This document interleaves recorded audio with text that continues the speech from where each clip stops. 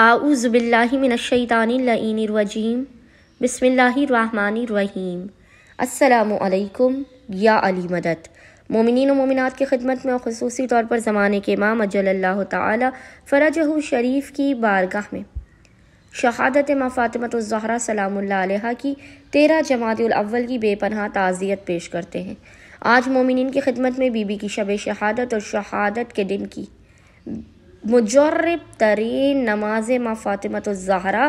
سلام اللہ علیہا اور استغاثہ لے کر آئے ہیں۔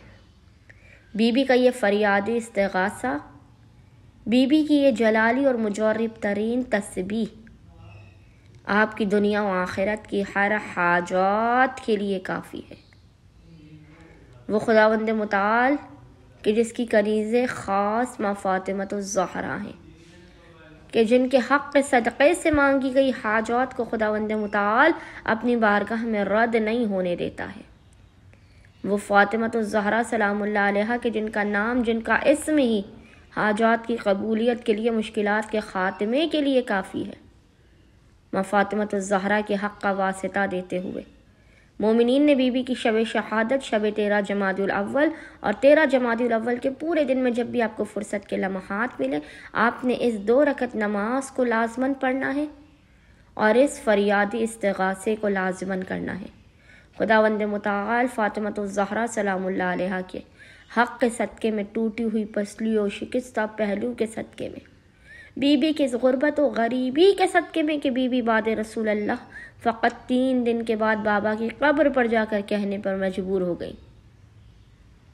بابا اتنے مصائب ٹوٹے کہ روشن دنوں پر نازل ہوتے، وہ مثل شب کے تاریک ہو جاتے۔ بس مومنین نے کرنا یہ ہے کہ شب 13 جمادی الاول یا 13 جمادی الاول کے پورے دن میں جب بھی آپ کو فرصت کے لمحات ملے، آپ نے باوضو ہونا اور باوضو ہونے کے بعد یہ 2 رکعت مخصوص نماز بی بی فاطمۃ الزہرا سلام اللہ علیہا پڑھنی ہے۔ اس نماز کا طریقہ یہ ہے کہ اس نماز کی پہلی اور دوسری رکعت میں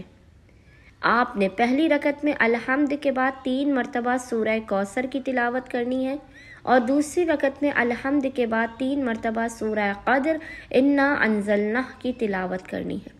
پہلی رکعت میں سورہ کوثر کی، دوسری رکعت میں سورہ قدر کی، دونوں کی 3 مرتبہ تلاوت کرنے کے بعد جب نماز مکمل ہو جائے، آپ نے تسبیح بی بی فاطمۃ الزہرا سلام اللہ علیہا کو پورے احترام اور پروٹوکول کے ساتھ پڑھنا ہے۔ اس کے بعد آپ نے پیشانی کو سجدگاہ پر رکھ کر روتے ہوئے اشک بار آنکھوں کے ساتھ اس استغاثے کو، فریادی استغاثے کو حالت سجدہ میں پیشانی کو سجدگاہ پر رکھ کر پڑھنا ہے 135 مرتبہ 135 ٹائمز۔ وہ فریادی استغاثہ آپ کو اسکرین پر لکھا ہوا نظر آ رہا ہوگا اور وہ ذکر ہے اللہم صلی علی فاطمہ و ابیہا و بعلہا و بنیہا و سر المستودع فیہا بعدد ما احاط بہ علمک۔